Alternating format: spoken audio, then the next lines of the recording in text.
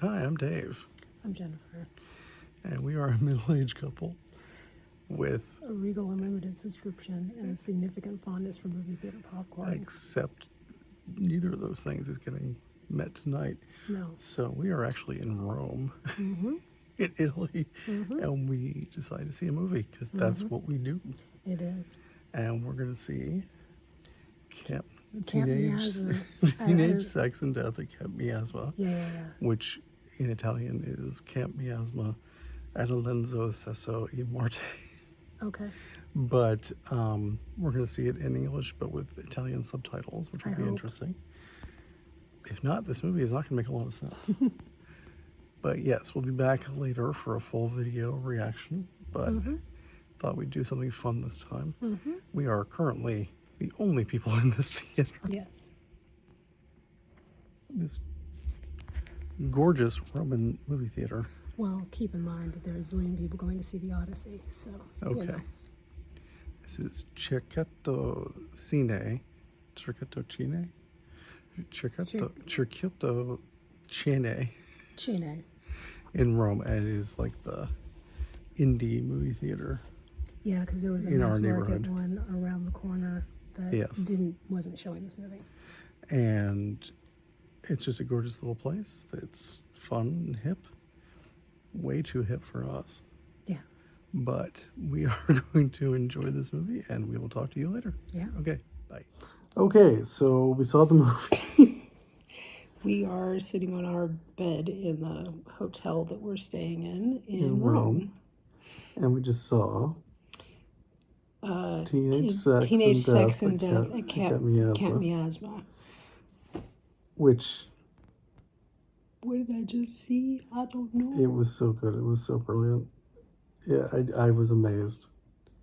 I'm not smart enough for that. It's not a question I was of so being confused. smart. So it's just you're not a huge fan of slasher movies. I am not a huge fan of slasher movies. It's definitely an homage to slasher movies. The design, I don't know. Anyway, you go ahead and start. So this is a Jane Schumber movie. Her last movie, I saw the TV Glow, was just as brilliant and just as amazing and very similar in the way that it deconstructs itself and sort of starts with lots of ideas flying around and then coalesces into one central notion that encapsulates the entire film. You have no idea what I'm talking about, do you? For this movie? Yeah. Yeah, no, I Okay. get what you mean, yeah. Okay, because you seem just utterly mystified. I mean, yes, in the sense that, it's not linear, like it's about ideas rather than, and about visuals rather than about a coherent story that makes any goddamn non-book crazy sense, right? Because I'm very basic. And, so yes, but I do get, I think, some of the things that it's about, but I think there's things that you saw in it that I wouldn't have thought about in 20 light years because I just don't think that way. But yeah, I mean, it's a movie about slasher movies. And like the very beginning of the movie, like the beginning credits of the movie, do this really interesting job of telling the history of this Camp Miasma franchise of slasher movies from the 80s, and really gives you this feeling and sense of them and of the making of this franchise and stuff. And it feels very familiar to somebody who remembers that era of movie making. Sure. And there's parts of the movie where you're seeing the first actual slasher movie, and you get this sense of the mass murderer in the slasher movie who's Little Death, who just has this really interesting character design. But I kind of didn't realize that I was partially going to be watching a slasher movie So there's definitely a lot of parts where I close my eyes because I don't particularly enjoy slasher movies. And the broader element of the movie and the kind of the message stuff around the movie of, needing to, the connection that slasher movies make between sex and death. And the subtext of that is the text of this movie. And that's very clear to me.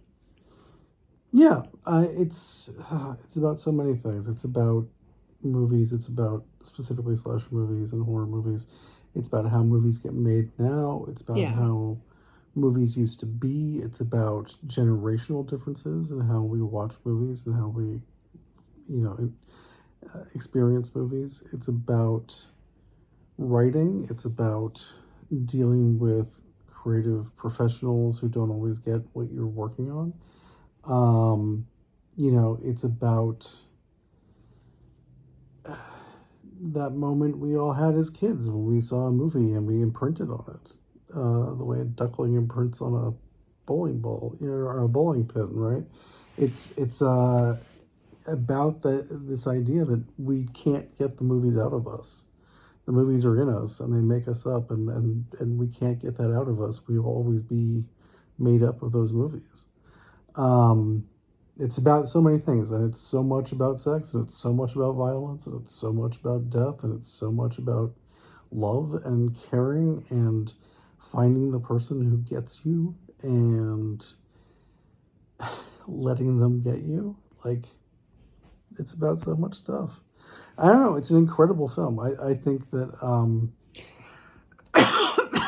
if you're looking for a really easy explanation about what this movie is about, I mean, it's there. It's just you're not going to like it. Yeah. You're not necessarily going to accept that that's what this was all about. But it is really just about the connection between human beings and the idea that two people or more can, you know, actually meet each other in reality, which is not real. Yeah, That's go, keep going, sorry. in the layers of reality that we all inhabit now, where movies are just as real to us as the people we meet on the street, and that people can actually still connect. They can still actually find each other. It's a beautiful idea. That I saw the TV Glow ends with a very different and much bleaker idea about connection, about how so many of us reject the connections that are there that we wanted, that we thought we wanted.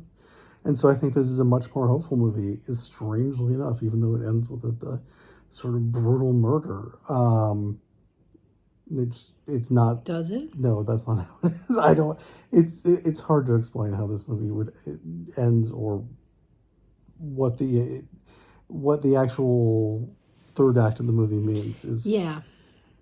it's less about plot and what actually happens than it is about just the vibes and about the experience of loving movies and I don't know, it just sounds I know it sounds very nebulous and very vague, but that's the only way that the filmmaker was able to apprehend what she wanted to say, and I think that it works. I think that she actually does get something across. um, you do kind of have to know the visual language of slasher movies. There are tons of tiny little references in this to great slasher movies, not so great slasher movies of the 80s. It's, I mean, it is very much, it is a lot of referring back to Sleepaway Camp, which is a very problematic movie from the 80s, about a trans serial killer. And See, I've never heard of that until just this moment. yeah, which I'm not going to go into here in any depth, but it's also references Halloween a lot, and of course Friday the 13th because it's set in a summer camp. Okay, and then the killer is at the bottom of a lake. And the killer is masked. Yeah, um, but yeah, all those elements are needed to understand this film on some level. But I think it's also just it's a great relationship film. It's these two people, Hannah Einbinder and Gillian Anderson, who are these very different people at the start of the film, and they end up just finding each other in this incredible way. I, yeah, it's very difficult to talk about this movie. You kind of have to see it.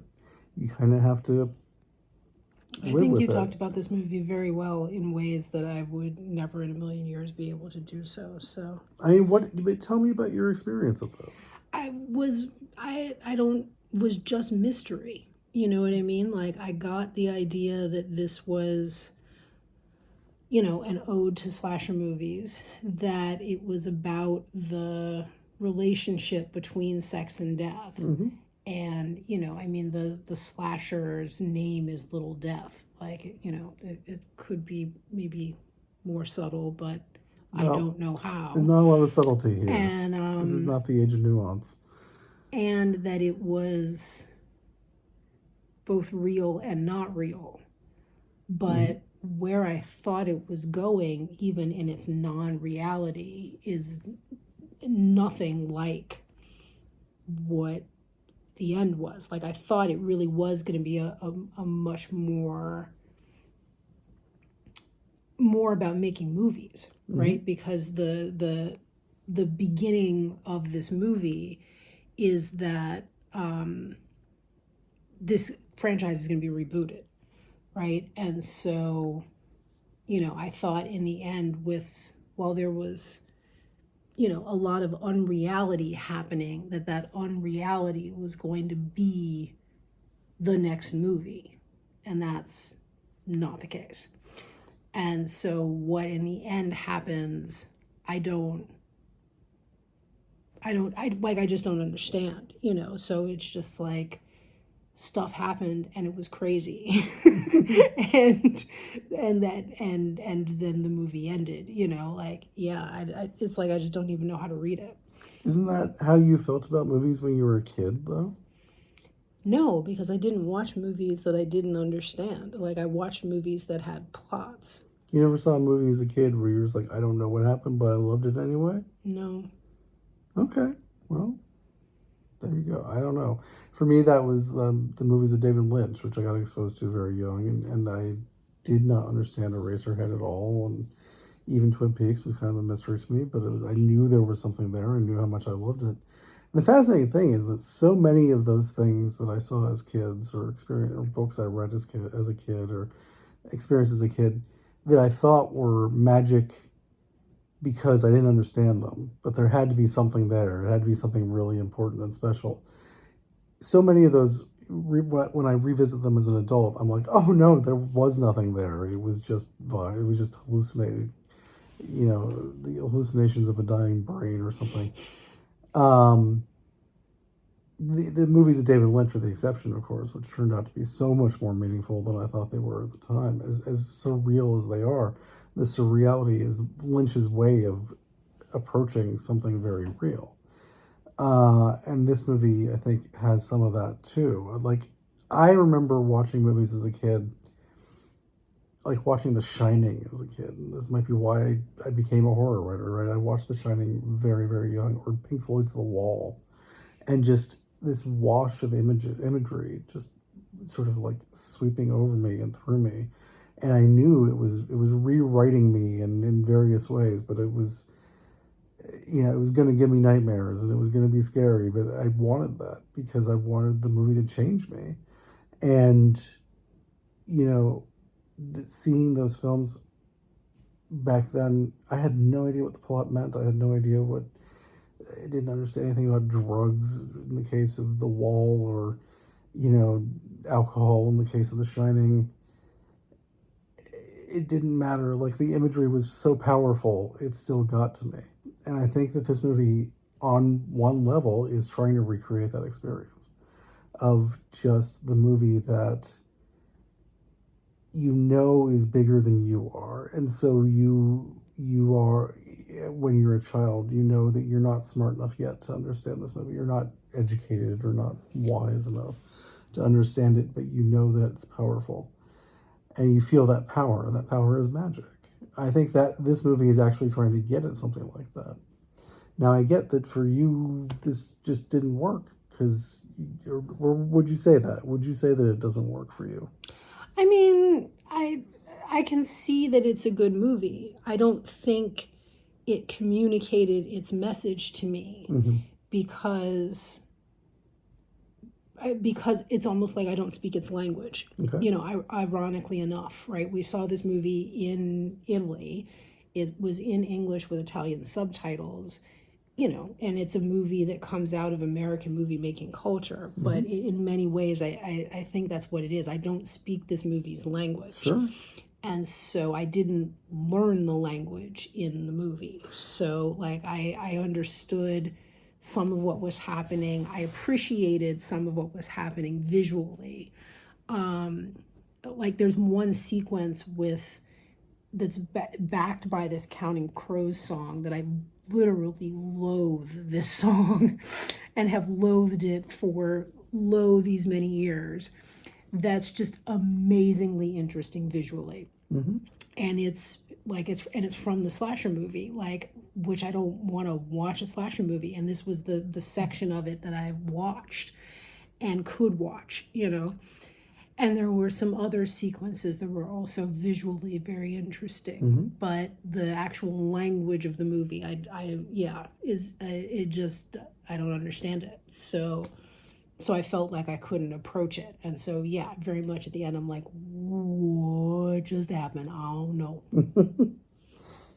It's fascinating to me because to me, the mark of great art is that if you can read a piece of art in multiple different ways and get different or the same answers out of it. And to me, I felt there were so many different layers to this film. There were so many different ways to come to it. And it's fascinating that you just didn't find anything there. And that's, I don't know, like, it's, even the relationship between the two main characters, it didn't speak to you? It didn't, because in some ways it reminded me of Hacks, like, Sure. very much. Right? Yeah, it's hard not to. It's point, I guess. the young new to Hollywood wants to make her name. How she's going to make her name is this connection with this eccentric, faded older actress, right? Like, it's not exactly the same at all, but like, that was very reminiscent, and that kind of threw me, even though I knew going into the movie that was that one element of what this movie was about. And those kinds of age gap, power gap relationships, I kind of throw me. And so, it's like, yes, they are finding each other, but what are they really finding in each other? And do they know each other versus, like, want something from each other? Like, you know what I mean? Fill in a void as opposed to actually want each other. Like, I find those kinds of relationships challenging. In reality and on film. So yeah. The connection between sex and death is a metaphor in literature and in film and in the world. It's not a real connection for me. Like, the idea that sex is like dying would be the thing that would make me join a convent, not have sex. Like, I don't want to die. So, like, I don't want to put those things together. Like, that just doesn't, I don't connect to that because I don't want that. Sure. So, like, yeah, like, that's a big part of what is literally happening in this movie, and the action that's happening in this movie, and the metaphor of the movie. And that's something that is literally the last thing on earth I want. Okay. So that's yeah. Okay. Yeah, I mean, you got out of this movie what you got out of it. Yeah, I mean, I'm glad you appreciate it. Yeah. Like, you know what I mean? I don't think you're crazy for appreciating it. I think you saw I think you speak the language of this movie, and I do not. Sure. Yeah. I guess. I mean, I think. Look, a lot of people are going to have your reaction to this movie. I don't think so. All the reviews I've seen of this movie, at least the headlines, because I Well, don't read the reviews, are that this is a really amazing movie. Like, it sure. got notice at Cannes, like Yeah, but I Cannes that think we went to. yeah, we We went did. to Cannes during this We vacation. did. Um, but I would say that, my experience with this kind of film is that there are going to be a lot of people who don't find anything in it, and that's got to be okay on some level. I think that I'm not going to be snobbish about it. I'm not going to say that makes me some elite film watcher. That I got something out of It this. makes you somebody who appreciates this particular movie maker and Yeah, understands her language. She yeah, is making these movies for you. I guess so. Yeah. Well, thanks. Thanks, Jane. Because it really did. Yeah, it hit Got you. me.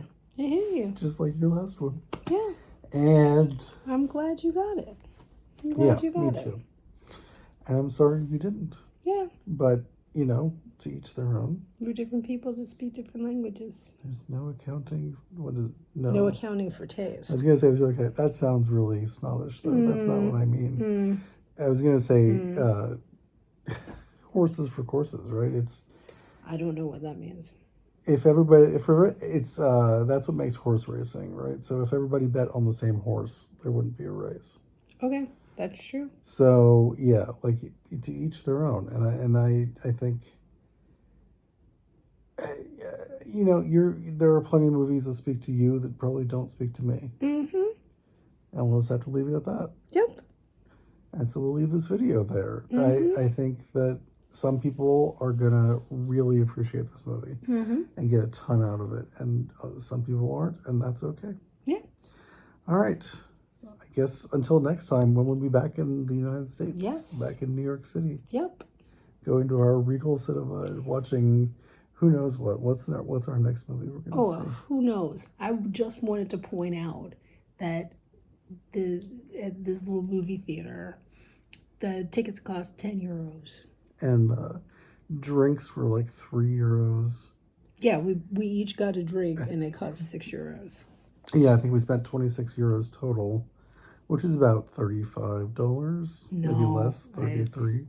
Yeah. And that's insane that's so much less than we would have spent at Regal. If we were buying the tickets. If we were paying for the tickets individually, yeah. So crazy. Okay. But yeah. That's it. It got us in the seats. Yep. Okay. We enjoyed it. All right, next time. Bye. Bye.